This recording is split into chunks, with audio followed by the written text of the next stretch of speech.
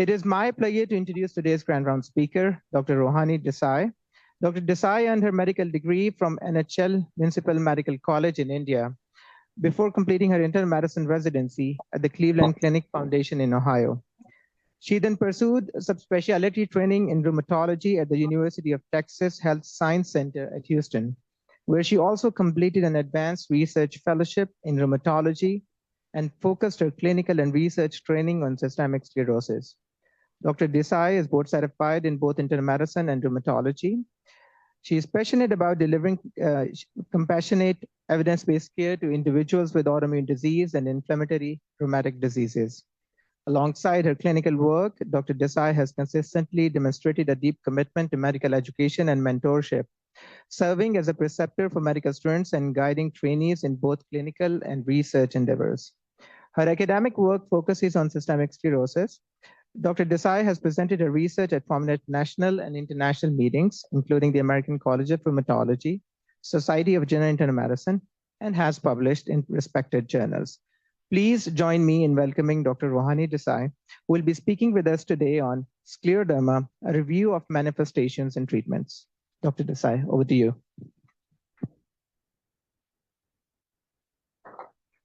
Thank you for that introduction. So I'll be talking about scleroderma, something that I've been involved with for the last 3 to 4 years of my career. The objective of today's talk is going to be understanding different subtypes of scleroderma, understand different antibodies and associations in systemic sclerosis, discuss organ manifestations, current, future, and therapeutic options in the management of systemic sclerosis. So when we talk about scleroderma, it's a wide spectrum. Scleroderma means thick skin, so all patients will have some form of skin manifestations. However, if there is associated internal organ manifestations as well, this is called systemic sclerosis. And it's important to differentiate these two major subtypes because mortality and morbidity is different between the two subtypes. Now, the pathophysiology for systemic sclerosis as well as scleroderma is vasculopathy leading to fibrosis. In localized scleroderma, only the skin is involved, and depending upon the pattern of skin involvement, it's further subdivided into morphia and linear scleroderma. Morphia is patch-like, usually on the trunk. Linear scleroderma, as the name suggests, presents as bands of skin thickening, which follows a linear path. Over here, I've shown a picture, which is a special type of linear scleroderma. When present on the face, is called en coupe de sabre, literally means cut off the sword because of its appearance. Now focusing on generalized scleroderma, which is going to be the majority of this talk. It is further divided into 4 subtypes: limited, diffuse, systemic sclerosis, sign scleroderma, and overlap syndrome. I'll talk about limited and diffuse in detail as we go forward. Systemic sclerosis, sign scleroderma, some experts believe is a different subtype of limited, or it's a presentation on its own. But basically, it means there's internal organ involvement with minimal or no skin and organ involvement. And overlap syndrome is scleroderma with other autoimmune diseases such as Sjogren's, myositis, Raynaud's, antisynthetase syndrome. So these are the 2 major skin involvement patterns between limited and diffuse systemic sclerosis. So there is nothing limited about limited systemic sclerosis other than the skin pattern involvement. It has severe organ involvement, severe mortality associated with it. But what it does is that it spares the trunk and the proximal part of the upper and lower extremity. And that's the main differentiation between limited and diffuse systemic sclerosis. Progression of skin involvement in both these patients starts peripherally and goes centrally. So that's another differentiation between the localized scleroderma and generalized scleroderma. With limited systemic sclerosis, there is a delay in diagnosis because it follows a more slow, indolent course. There is generally centromere antibody positivity with these patients, but there are other antibodies that are also associated with limited systemic sclerosis. CREST syndrome is not an exclusive limited systemic sclerosis syndrome. It is basically a constellation of symptoms and that is seen commonly in patients with limited systemic sclerosis. This includes calcinosis, Raynaud's, esophageal dysmotility, sclerodactyly, and telangiectasia. Again, these same symptoms can be present in patients with diffuse systemic sclerosis. So think of it as just a mnemonic to remember these manifestations, but it is not a diagnosis. And then other manifestations that are associated with limited systemic sclerosis is pulmonary arterial hypertension. On the other hand, diffuse systemic sclerosis presents as a rapidly progressive skin thickening, usually has SCL70 and RNA pol 3 positivity, and has manifestations of ILD and renal crisis associated with it. These manifestations, again, can also be seen in limited systemic sclerosis. So these are not mutually exclusive, just more predominantly seen with diffuse, more predominantly seen with limited systemic sclerosis. So again, to drive home the point that limited systemic sclerosis is not mild scleroderma, nor is it a limited scleroderma. This is data from USTAR database that had around 4,000 patients with limited systemic sclerosis, diffuse systemic sclerosis, and systemic sclerosis sign scleroderma. And as you can see, the organ manifestations in both limited and diffuse is very similar. What's different is the manifestations seen in scleroderma sign scleroderma. And the mortality associated is also similar in limited as well as diffuse, where it is much lower in systemic sclerosis sign scleroderma. Diffuse systemic sclerosis does have higher mortality, mostly driven by the earlier organ involvement and a progressive aggressive course. Limited systemic sclerosis, because of its indolent nature, gives more time to start intervention and hopefully decrease mortality. So the main diagnosis is because of skin manifestation, and this is done by modified Rodin skin score. So I have some pictures of how modified Rodin skin score is done. There are two different methods which can be used. One is the pinch method, where actually we're rolling the skin to see how well it moves. And this is by using the index finger and the thumb. The other is by measuring skin folds. And as the thickness increases, the folds that you will observe decreases. So as you can see, the skin folds here versus in this patient. There's less skin folds prominent. The skin fold method is better for bony surfaces such as dorsum of the hand and the fingers. And it is important that when you're examining these patients, they are in relaxed positions. I always tell my patients when they come for follow-up, because in the first appointment, I don't have the opportunity to give them that information, but I ask them not to put creams or any lotions, because that also changes how you're going to estimate the skin. And it's important that these patients are relaxed, because the underlying muscle contracture can tighten the skin. So these are the areas that we use for skin scoring. This is a sheet that I commonly use in my clinical practice. And the grading is from 0 to 3. 0 is uninvolved skin, 3 is severely thick skin. Now moving on to antibodies and systemic sclerosis. So these antibodies, it's important to know them because, again, there are associations. They offer predictive insight into the phenotype and prognosis. The main three groups are diffuse and limited, again, not mutually exclusive, but more commonly in diffuse or more commonly in limited. The overlap here means that they can be seen with equal frequency in both diffuse and limited. So most patients with systemic sclerosis, about 90% of them, will have a positive ANA. So I encourage a clinician, if they have if they're suspecting systemic sclerosis, then they check an ANA by IFA, because that gives you a pattern and also gives you the titer of the ANA. The pattern is important is because when we talk about specific antibodies, a lot of them follow nucleolar pattern. And then the centromere antibody is actually a pattern of the ANA. So you would be able to pick that up if you get it done by immunofluorescence assay. 60 to 70% of patients will have a scleroderma specific antibodies. And thus, it is important to check those as well.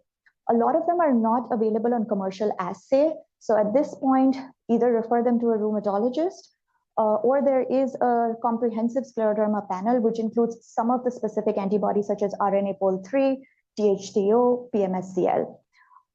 Our panel available here, which is the ANA reflex, has SCL70 and has centromere, but doesn't have the RNA pol 3. So I'm going to talk about each of these antibodies, starting with the diffuse. So SCL70 topoisomerase 1, it's associated with interstitial lung disease, pretty aggressive, also with skin manifestation, especially digital ulceration, and then myopathy, which is a usually non-inflammatory type. RNA-pol3 is associated with severe skin manifestation, rapidly progressive skin involvement, also associated with scleroderma renal crisis. So I'm cautious about giving prednisone in these patients. And recent studies have shown that there is increased incidence of concomitant malignancy in RNA-pol3 patients. All patients with systemic sclerosis should get malignancy screening, age appropriate, but I might be a little bit more aggressive in patients with RNA-pol3. U3-RNP is associated with myositis, cardiomyopathy, and severe GI manifestation. This is seen more commonly in African-American population. Talking about limited, centromere is the more common antibody seen in limited systemic sclerosis. It's associated with pulmonary hypertension, calcinosis, and is thought to be a little bit protective towards interstitial lung disease. THTO is associated with pulmonary arterial hypertension, and actually pulmonary hypertension group 2 as well as group 3. And then U1, U11 and U12 RNP is associated with severe ILD. However, this one is not available on commercial assays, even the Scleroderma 12 comprehensive panel. So if your patient has a positive ANA, a nucleolar pattern, ILD, suspicion of scleroderma, you're thinking that it's probably one of these. Now talking about the overlap ones. So U1 RNP is associated more with limited than diffuse, but can be seen in either. It's associated with myositis, ILD, and joint involvement. It also has an inflammatory lupus-like rash. So sometimes it can be thought about as an overlap or part of like the mixed connective tissue. However, that's a very separate diagnosis. PMSCL, so the PM here stands for polymyositis, and thus this subset of patients have severe aggressive myositis, though it is treatment responsive. Sometimes these patients have myositis without significant skin involvement. There is also calcinosis in these patients, and co-antibodies associated with myositis. So again, to recapture and revise, the pulmonary arterial hypertension, more commonly with limited systemic sclerosis, centromere antibody. ILD seen both in diffuse and limited, however, more common with diffuse because of its early and aggressive pattern of presentation, and it is more common with anti-SCL7 antibody. Renal crisis is seen with diffuse and is associated with RNA-pol3 antibody. So scleroderma can affect many organs. The way I like to classify it is skin manifestations and internal organ manifestations. Skin manifestation include skin fibrosis, Raynaud's, puffy hands, telangiectasia, ulcer, calcinosis. Internal organ manifestation can be anything from head to toe. So you can have dry mouth, interstitial lung disease, pulmonary arterial hypertension, cardiac muscle involvement, musculoskeletal issues, GI tract, renal crisis. I like to use the classification criteria for systemic sclerosis as a guide because this includes the more specific and more severe manifestations. So this classification criteria is usually used for research purposes. If a patient doesn't meet the criteria, doesn't mean that they don't have the clinical diagnosis, but it's a good sort of template to use. It consists of 8 items with sub-items, each given a weighted score. You use the highest score in the category, and if the score is total than 9, the patient is said to meet the diagnosis for systemic sclerosis. So just to show you the range of skin manifestation in systemic sclerosis, you have sclerodactyly, Raynaud's, this is puffy hands, prayer sign, calcinosis, pseudovitiligo, or salt and pepper rash, telangiectasia. Raynaud's is one of the first presenting symptom in systemic sclerosis. So it's very important to understand this and also to have a high clinical suspicion when you see patients with Raynaud's. So first and foremost, get a good history of whether this is real Raynaud's or it's benign. I usually like showing patients a photograph of Raynaud's. I just pull it up on Google and tell them, are these the color changes that you have? Raynaud's is because of vasospasm, generally triggered by cold. It results in classic triphasic color changes. Most of the time, a lot of the patients don't have the classic triphasic color changes, or they might not really observe it, but might see the whitish discoloration as well as the bluish discoloration. But it starts with initial pallor because of ischemia and the vasospasm, followed by ischemic changes leading to the bluish discoloration. And finally, there is reactive hyperemia leading to red discoloration. This is especially common in digits, more of the upper extremity than lower extremity, can also be seen in the ear, nose, and the tongue. In Raynaud's, the initial vasospastic injury is further complicated by vasculopathy, leading to intimal hyperplasia and fibrosis. And this sets up a vicious cycle for further insult and can lead to poor wound healing, tissue necrosis, and damage. And this leads to digital ulceration, fits, and even gangrene in these patients. So it's important to identify this and treat it early on. Now, Raynaud's can also occur without connective tissue disease, and this is primary Raynaud's. It's present in about 15% of individuals in the general population. So we also don't want to overtreat and overdiagnose everyone. So how do you differentiate between these two? Usually, primary Raynaud's has a higher female predominance. It is associated with negative ANAs, have normal skin fold capillaries, is usually symmetrical without the ischemic complications of digital ulceration fits that I talked about, and usually earlier onset in age. So if you have an elderly gentleman or an elderly female presenting with Raynaud's for the first time without any major medications or anything to provoke it, you should be suspicious that this might be secondary versus if it's primary. And then I'm going to put a little bit of emphasis on nail fold capillaries. So rheumatologists as well as dermatologists like to use fancy equipment called capillaroscope to assess the nail fold capillaries. But this can also be done using an ophthalmoscope in our clinics. What you're looking for are these sort of signs. So one is capillary dropout. As you can see that this is a dense nail fold capillary, whereas there are multiple capillaries that are missing here. Giant capillaries, which are dilated capillary loops, and is an indication of vasculopathy. These dilated capillary loops become leaky and lead to microhemorrhages. If you see multiple of those, that's again pathological. And then abnormal shapes such as tortuosity, crossing of the capillaries are some of the abnormal features that you're looking for. Another manifestation is puffy fingers. So these patients present with a complaint that their hands feel swollen. They're not able to make a fist. A lot of the times they say that they had to either remove their rings or cut their rings. This is different from the diular variation that happens with sometimes puffy hands, where the hand starts to feel normal towards the end of the day. This is constant, and it's because of the inflammatory phase of systemic sclerosis. You will also notice loss of wrinkles, and if you ask them to bring their hands together, there'll be a gap and will not be able to flush them together. So that's the prayer sign. Sclerodactyly is part of the fibrotic phase. When there is loss of subcutaneous tissue, the skin becomes thick, leather-like, claw-like hands or feet, with ulcers or sores at the point of friction. Telangiectasia is dilated capillaries that you see on the face as well as the back and hands. Calcinosis can occur anywhere. The common is extremities and points of friction. These can lead to ulceration and infection and also be a cause of... He could have had a high white count because of his steroid.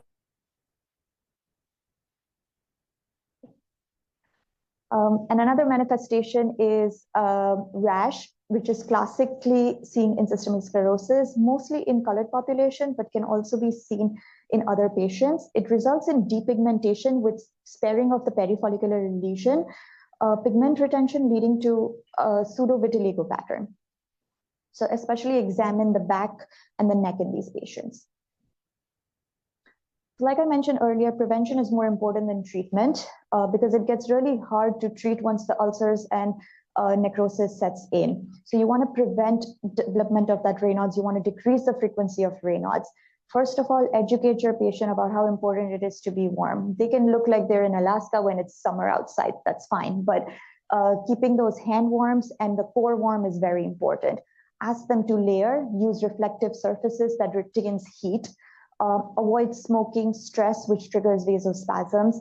Eliminate sympathomimetic medication. So go through their med list and see if you can take something out, especially ergotamines for migraine. Is there a better medication that you can give?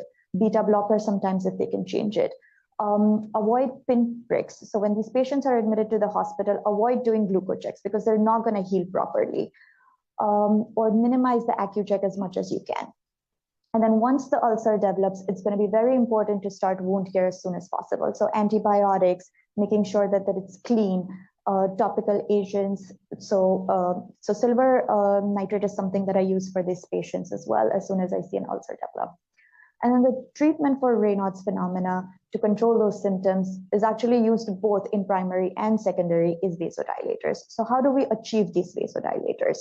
So we start with one medication at a time. The different groups are dihydropyrimidine calcium channel blocker, nitroglycerin patch and gel, phosphodiesterase inhibitor, prostacyclin analogs, endothelin receptor antagonist. Bosentan is actually shown to reduce the episodes of recurrent digital ischemia. So if there's a patient that's developing recurrent digital ulcerations, I do try to get them this medication. A part of continuation of the skin manifestation are musculoskeletal manifestation. These include inflammatory arthritis, which is similar to rheumatoid arthritis, involves small joints, usually non-erosive, but does have periarticular calcinosis, commonly seen with overlap syndromes. Tendon friction rub, which is more classic for scleroderma. This is associated with inflammation, edema, and fibrosis of the tendon sheath. When present, it is associated with poor prognosis. And this is one of the rare indications for which I use prednisone in this patient group. Myalgias, myositis, myopathy are the different types of muscle involvement that can be seen. So myositis is our classic inflammatory myositis with inflammatory cell infiltrate seen on biopsy, proximal muscle weakness, elevations in CK, and they're treated in the same manner. Malnutrition because of GI involvement can lead to atrophy and myopathy. Deconditioning because of the skin fibrosis and loss of joint movement and mobility can lead to myopathy as well. And indirect involvement of the muscles with fibrosis can lead to atrophy, and this is fibrosing myopathy. Internal organ involvement, again, a big group of those. These are the ones that are associated with life-threatening manifestation and contribute majority to morbidity and mortality in these patients. So we're going to talk about the most important ones in this group. Interstitial lung disease being the most common and the current leading cause of death, along with pulmonary arterial hypertension. So this is characterized by fibrosis, which presents as honeycombing, traction bronchiectasis, and reticulation. So in this figure, we see traction bronchiectasis, we see honeycombing, which is stacking of those dilated air spaces. The most common pattern is NSIP, non-specific interstitial pneumonia, and UIP, usual interstitial pneumonia. There is nothing usual about usual interstitial pneumonia, but these are radiological diagnoses. Other manifestations or other patterns such as organizing pneumonia, diffuse alveolar hemorrhage is rare. So if you see that in a patient that you're suspecting has scleroderma, maybe there's an overlap or there's an alternative diagnosis at play here. So what is NSIP and UIP? So NSIP is a pattern which presents with homogeneous fibrosis, reticulation, and subpleural sparing. Whereas UIP loves the periphery. So there's a peripheral predominance, honeycombing, and patchy fibrosis.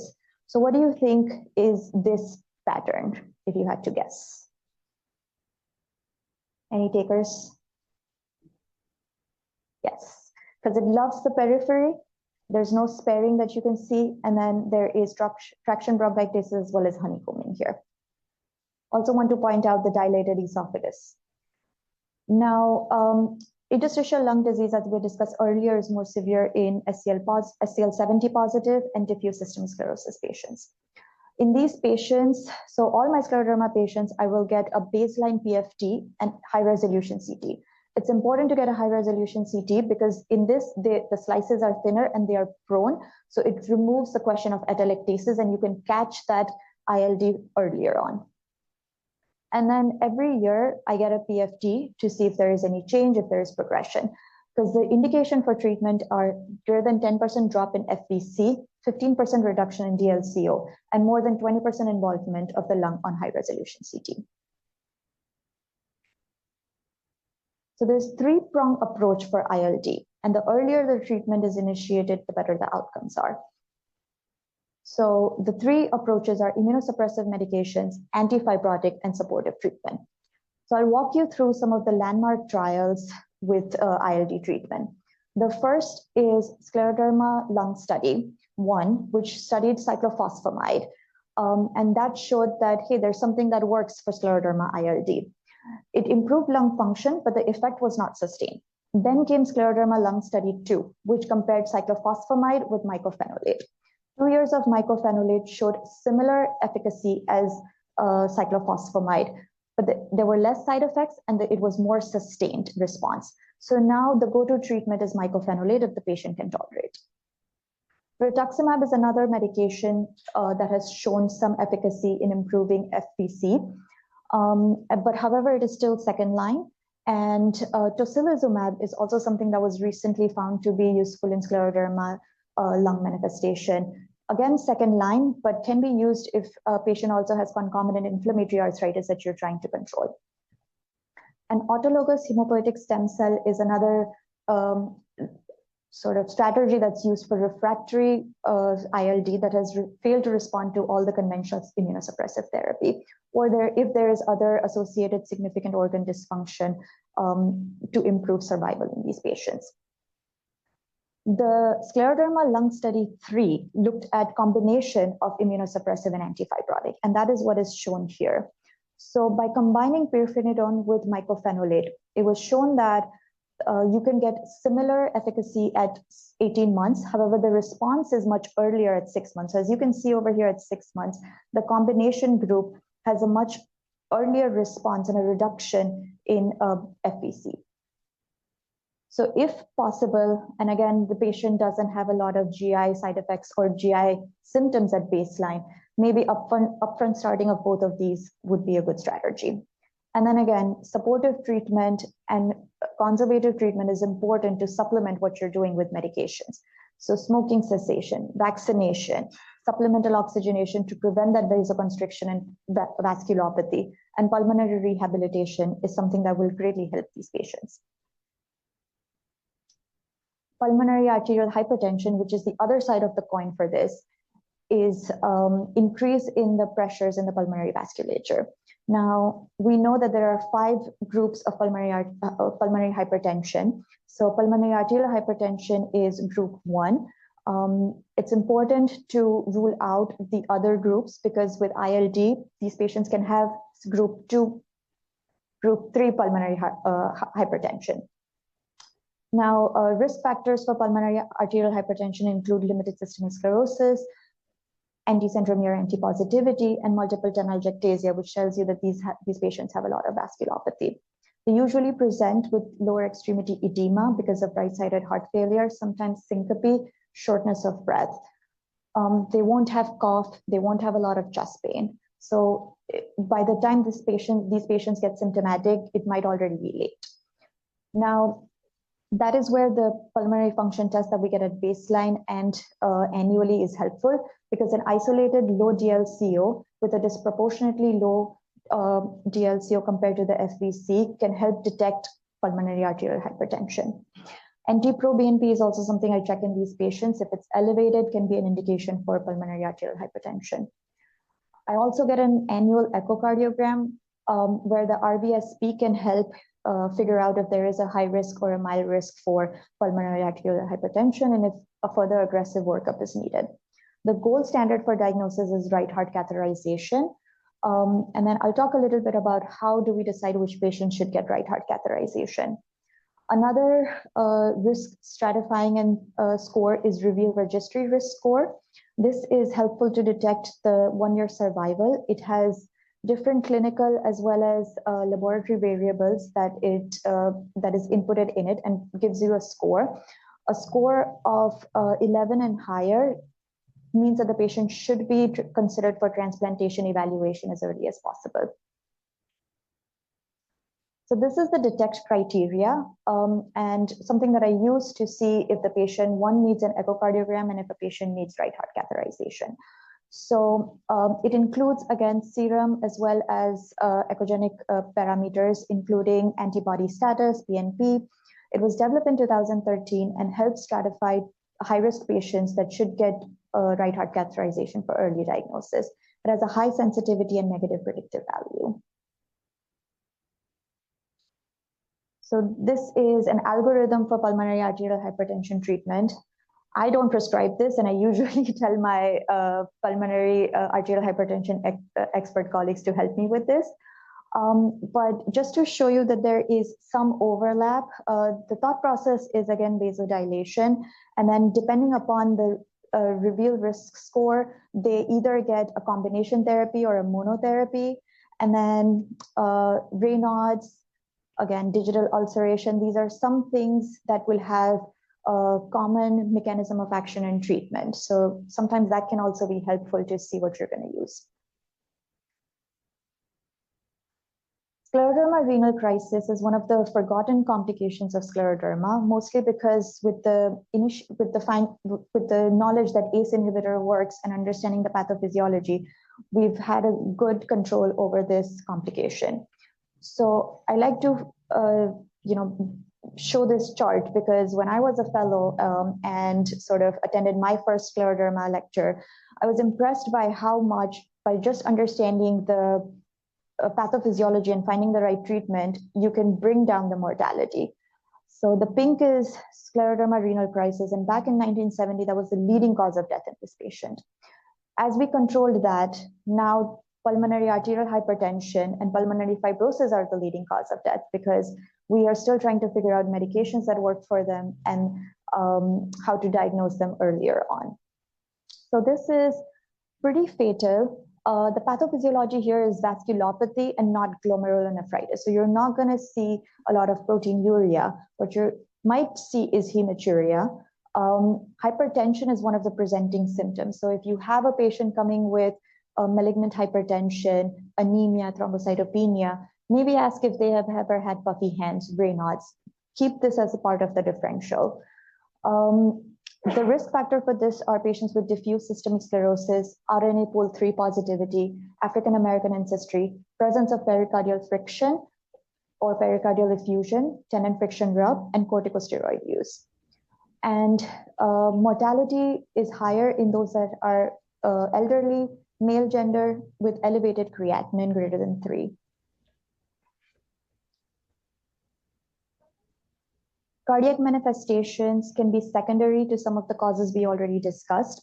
Primary manifestations are cardiomyopathy because of fibrosis of the cardiac muscle, arrhythmia because of involvement of the conduction pathways. This can be picked up by EKG, checking a pulse, and then pericardial effusion. This is usually not large, usually not associated with a pleuritis or pericarditis, and rarely causes tamponade.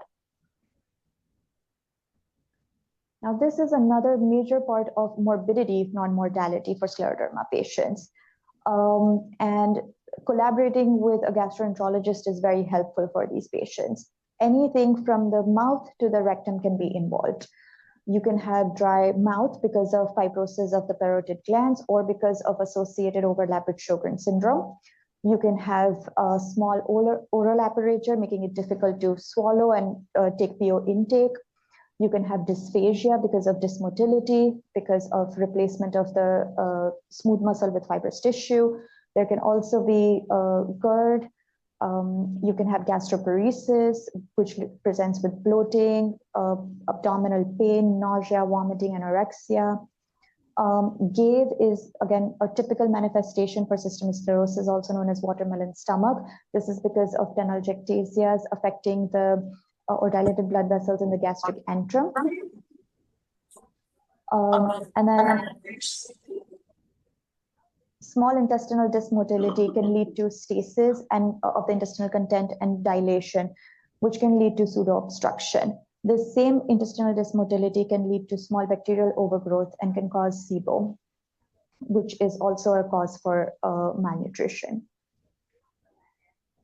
So treatment of this, first and foremost, conservative. So small frequent meals, telling them to have earlier meals, head elevation, put bricks under their bed to prevent reflux is going to be important. Again, these patients should get EGD as well as colonoscopy, should be put on antacids. There's also thought process that silent reflux can actually worsen ILD. Prokinetics can be used for gastroparesis and intestinal dysmotility. If you notice pseudo obstruction, then octreotide is one of the preferred agents along with bowel rest and decompression. Endoscopic dilation for strictures and organ plasma coagulation for GAVE is important. And then early treatment for SIBO is important. So usually these patients, we don't really wait to confirm with a breath test, but can be started on rifaximin or metronidazole as they're associated with lower risk of CD. And then a small mention to CAR T cell therapy. So this is the new treatment on the block. Over here, patients' own T cells are primed with something called CAR, which are chimeric antigen receptors. These receptors are more sensitive, have deeper penetration to the target cells.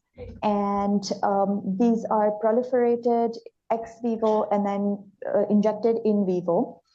And the thought process is that this leads to an immune reset. And as you can see over here, can help with decreasing multiple lines of B cell, which are involved in the pathophysiology in some of our autoimmune diseases, such as lupus, myositis, and scleroderma. So this is a case series of 6 patients in Germany that got the CAR T cell therapy. And they had a follow-up of about a year and a half. And it showed that there was good tolerability with significant improvement in modified Rodin skin score. So as you can see, the pattern of skin involvement, initially, these were all diffuse patients. So you see that the trunk skin score decreases, proximal muscle increases. And by the end of it, there's also some improvement in peripheral skin involvement. There's also less digital ulceration and significant improvement in skin healing. FVC also improved, and there was improvement on high resolution CT as well. So the ground glass opacity is improved. The fibrosis remained stable, it did not improve. And again, this gives us an idea is that inflammation can improve, but once the fibrosis sets in, there's very little things that we can do. So early treatment is important. And that's where we're trying to figure out is when is a good time to use this treatment. And overall, it was well tolerated. One of the feared complication is cytokine release syndrome, which none of the patients of the 6 had that. And another side effect of CAR T cell therapy is neurotoxicity, and that was not seen either. So to summarize, in a patient that you suspect to have systemic sclerosis, some of the common diagnostic workup that I would recommend is first and foremost vitals. Blood pressure will tell you about scleroderma renal crisis. Heart rate will give you an idea if there's any cardiac involvement, arrhythmias. Respiratory rate, O2 saturation gives you an idea about if there's any lung involvement. All patients should get a modified Rodin skin score to know if they're progressing, if they're stable. Also, at the end of the visit, the least you can do is say if this patient is limited or diffuse. Because as you know that if there's no trunk involvement, no proximal skin no involvement of the skin of the proximal extremities, then this is limited. Then these patients should get an ANA, scleroderma panel, and relevant antibodies, because this will help with prognostic as well as to understand what all different manifestations they're at risk at. Lung function test with DLCO, 6-minute walk test, a high resolution CT, get basic labs, CBC to look for anemia, which can be because of silent losses through GAVE. Platelet, if there's thrombocytopenia, again, you're concerned about vasculopathy, scleroderma renal crisis, a CMP to look at creatinine, bilirubin, albumin, look at their nutritional status, ESR, CRP as markers of inflammation, creatine kinase to see if there is any muscle involvement, uric acid, which is actually part of the DETECT criteria, troponin to understand if there's cardiac involvement, echocardiogram, right heart catheterization in those that meet the criteria, and then GI workup, because these are, like I said, associated with high morbidity. So esophageal manometry, gastric emptying studying, EGD colonoscopy, and then in rare cases, if they have persistent diarrhea, stool oviparasite, as well as evaluation for a small intestinal bacterial overgrowth. And lastly, the health maintenance part. So this is something that will help give quality of life to our patients. Vaccination is very important. These are immunosuppressed patients. An infection can really kill them. A bone scan, so at least get a baseline. If there is osteopenia, it should be repeated every 2 years to monitor how they're doing. They're on steroids intermittently. They have decreased mobility. Inflammation itself can directly lead to bone loss. Cancer screening, age appropriate, and then RNA-Pol3 should get a slightly more aggressive workup. And then these patients should be referred for PT, OT, exercise to help maintain range of motion and mobility to prevent debilitation. Diet and maybe a nutritional consult if they're really having issues with gaining weight, keeping their weight. And then because of the amount of organ manifestations, the amount of specialists they're probably seeing, and the amount of medications that they're on, these patients usually struggle with some mood disorders and depression, and psychological support is something that can be really helpful for them as well. So that was my talk on scleroderma.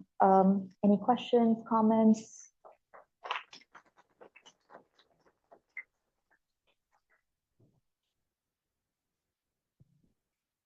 Thank you. That was a great talk. For the virtual audience, please post your questions in the Q&A chat. For the in-person audience, please press and hold the microphone in front of you so that the virtual audience can hear you while you're asking a question. Hi, Ray Benza, cardiology. Wonderful talk. Thank you so much for mentioning the REVEAL score. When we actually developed that score, the risk conferred by scleroderma in predicting outcome was the highest of any of the connective tissue diseases that we looked at. And we were actually thinking about adding a separate point for scleroderma related pH in that score. So it is very valuable in predicting prognosis in that disease state. I wanted to ask you a question about the use of sotatercept in patients with scleroderma. And as you know, that's one of our newest drugs that we've added to our armamentarium. And by working on the activin pathway and inhibiting TGF-beta may be a particularly useful drug for patients with scleroderma-related pH. I was wondering, has the practice here had a lot of experience in using sotatercept in your patients? No, I have not used it even once, and not even at my previous institution. So yeah, that's definitely something new and not commonly used. And again, for pulmonary arterial hypertension, I'm usually the backseat observer, not even a driver, because it's just a whole different world and a big literature. So that's definitely not something that I have experience with. But thank you. To answer your question, I did speak to Matt Vernons about sotatercept, and he said it caused a lot of bleeding and interstitial lung disease, giving class 1 pulmonary hypertension. My question to you, first of all, it is a wonderful talk, and you've covered all the bases. Someone who resembled yourself very strongly consulted a patient in the hospital's scleroderma, and you gave some Prozac or fluoxetine for Raynaud's phenomenon, Raynaud's disease. Does that have a place? Is that, sorry, what? Does Prozac have a place for? Yes, so that has shown to improve blood flow. Again, it's a small piece of the puzzle. Anything that can help with vasodilation is a good medication for these patients. It was a great talk. We have changed EMRs, and I want to make sure that I know what to order. You are recommending the ANA by IFA. Will that reflexively give you the anti-SCL and centromere antibody, or do you have to order the scleroderma panel separately for it? That's an excellent question. I was actually almost thinking of adding the screenshots of what to order. So there are two tests that I have found. One is ANA IFA reflex to panel. Now, what that does is it will, if it's positive, will give you the panel, but will not give you the ANA titer or pattern. I do not understand why they do that, but it just gives you the panel. And that panel, correct, has SCL70. I'm not sure that it has centromere antibody though. And then there's a separate order with just ANA by IFA. So what I do is order ANA by IFA. And if I am concerned that, yes, this patient has some connective tissue disease, go ahead and order the panel. Or again, the second order, which is ANA by IFA reflex to panel. So that the logic for that is if the ANA is positive, then it will go to the reflex panel. So if your ANA is by that test is negative, it's not going to reflex and you're not going to get anything. So I order ANA by IFA so I can get a pattern and titer. And then I order specific antibodies. So the Sjogren separately and the ENA separately. And then if I'm suspecting scleroderma, I personally order the scleroderma comprehensive panel. Yeah.